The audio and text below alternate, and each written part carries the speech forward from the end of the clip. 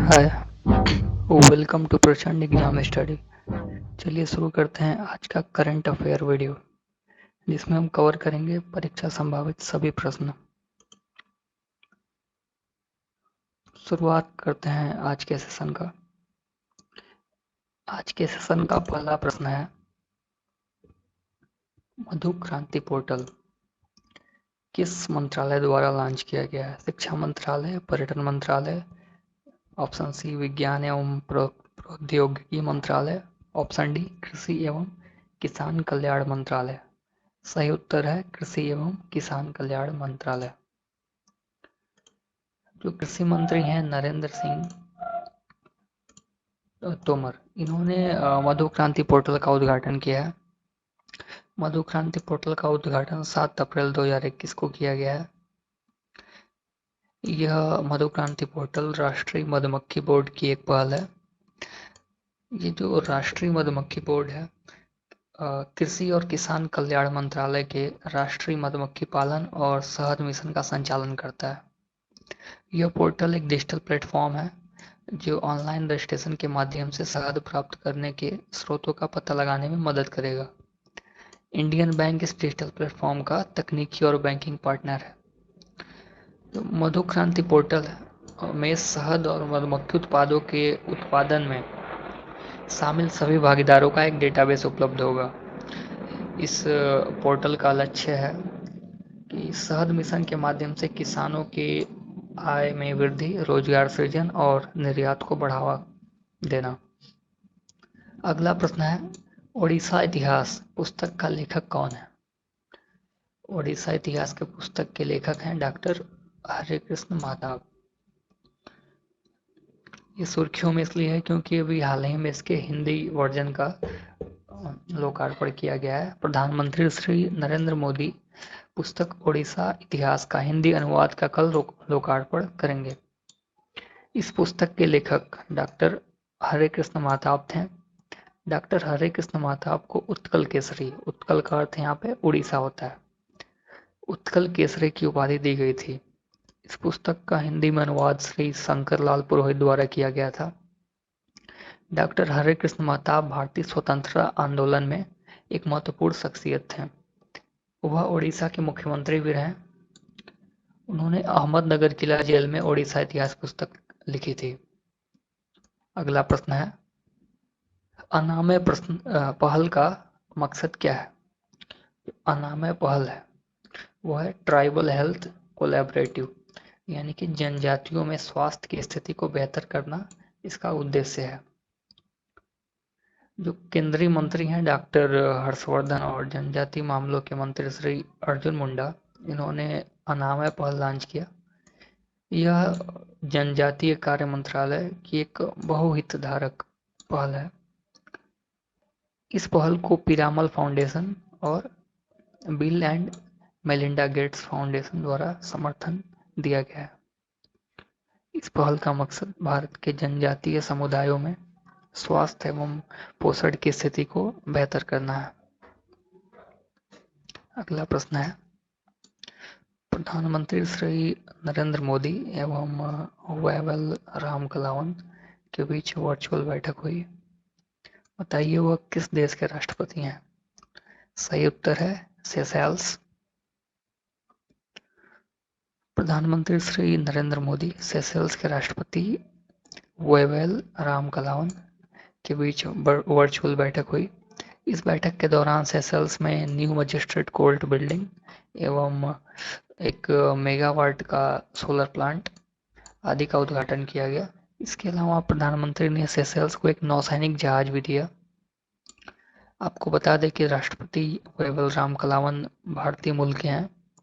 उनके पूर्वज बिहार के गोपालगंज जिले के थे।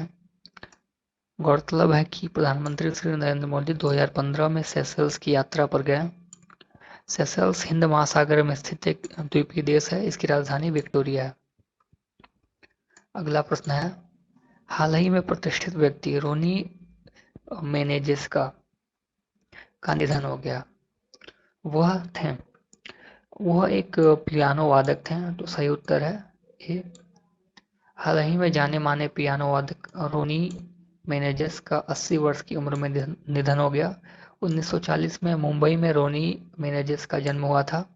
प्रख्यात पियानोवाद माइकल मकाडो के निर्देशन में रोनी मेनेजेस ने पियानो सीखा था। ये है उनकी छायाप्रति। अब हम छठवें क्वेश्चन की ओर बढ़ते हैं। एयरपोर्ट अथॉरिटी ऑफ इंडिया के नए अध्यक्ष कौन बने हैं? इसका सही उत्तर है संजीव कुमार। संजीव कुमार जी कौन है? वरिष्ठ आईएएस अधिकारी संजीव कुमार ने एयरपोर्ट अथॉरिटी ऑफ इंडिया के नए अध्यक्ष का पदभार संभाला। संजीव कुमार महाराष्ट्र कैडर की 1993 बैच के आईएएस अधिकारी हैं। एयरपोर्ट अथॉरिटी ऑफ इंडिया एक संवैधानिक निकाय है। ये प्रश्न आ सकता है कि एयरपोर्ट अथॉरिटी ऑफ इंडिया किस प्रकार का निकाय है, तो इसका उत्तर होगा संवैधानिक निकाय है।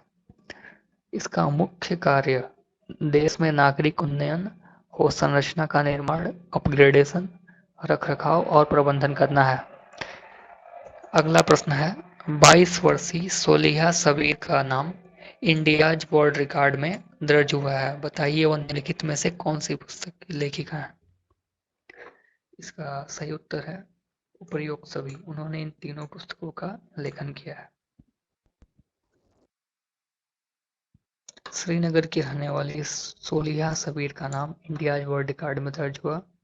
22 वर्ष की उम्र में ही सोलिहा सबीर ने अब तक 3 किताबें लिखी हैं, जो निम्न है: in the land of dark, obsolete, the poem market, June the heart of Habba खातून। इसी पुस्तक के लिए इन्हें इंडियाज वर्ल्ड रिकॉर्ड मिला है। बाकी तीनों पुस्तक उन्हीं के द्वारा लिखा गया है। ये चीज यहाँ पे लिखा हुआ है कि इस बुक के लिए इंडियाज वर्ल्ड रिकॉर्ड में इनका नाम दर्ज है। हब्बा खातून के जीवन से प्रेरित होकर सोलिहा सबीर ने कविताएं लिखी, जिन्हें जून द हार्ट ऑफ हब्बा खातून पुस्तक के रूप में संकलित किया गया है, जिसके लिए इन्हें इंडियाज वर्ल्ड रिकॉर्ड में नाम दर्ज मिला है। अगला प्रश्न है, SIDBI का नया चेयरमैन एवं MD किसे नियुक्त किया है? सबसे पहले हम देखेंगे SIDBI है क्या। SIDBI का फुल फॉर्म है small industries development bank of India, यानी भारतीय लघु उद्योग विकास बैंक। इसके जो नए चेयरमैन और MD नियुक्त किए गए हैं, उनका नाम है S रमन। तो सही उत्तर है A, S रमन। इनके बारे में देखेंगे तो सरकार ने इनको SIDBI के नए MD और चेयरमैन के तौर पे नियुक्त किया है। अब S चेयरमैन कौन है? S रमन कौन है?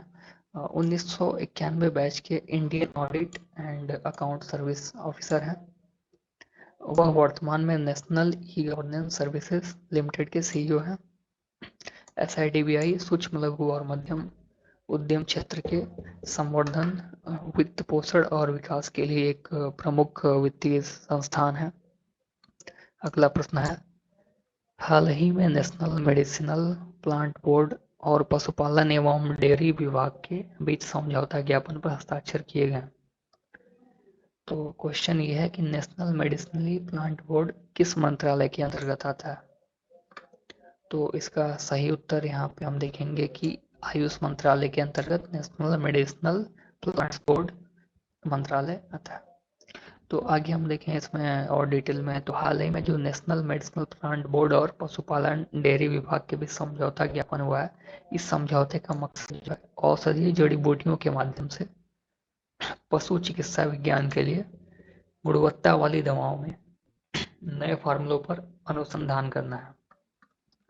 इस समझौते के तहत प्रशिक्षण के माध्यम से संबंधित क्षेत्रों में क्षमता निर्माण, औषधीय पौधों की खेती, संरक्षण आदि सेवाएं प्रदान करना है। National medicinal plants board Ayush मंत्रालय के अंतर्गत आता है। इसकी स्थापना मेडिसिनल प्लांट सेक्टर को बढ़ावा देने के मकसद से सन 2000 में की गई थी। अगला प्रश्न है, 2021 के ग्लोबल T20 कनाडा की मेजबानी कौन सा देश कर रहा है? सही उत्तर है मलेशिया। 2021 के ग्लोबल T20 क्रिकेट की मेजबानी मलेशिया करेगा। आगामी जून-जुलाई में यह टूर्नामेंट मलेशिया में खेला जाएगा। यह उत्तरी अमेरिका की एकमात्र प्रोफेशनल लीग है। इसमें कुल 6 टीमें भाग लेंगी। अब समय है अभ्यास प्रश्न का। ओलंपिक के लिए क्वालिफाई करने वाली प्रथम भारतीय महिला नाविक कौन बन गई हैं? इस प्रश्न का सही उत्तर आप कमेंट बॉक्स में कमेंट करें। और इस तरह के रेगुलर अपडेट पाने के लिए, वीडियो पाने के लिए आप चैनल को सब्सक्राइब करें और शेयर करें। धन्यवाद।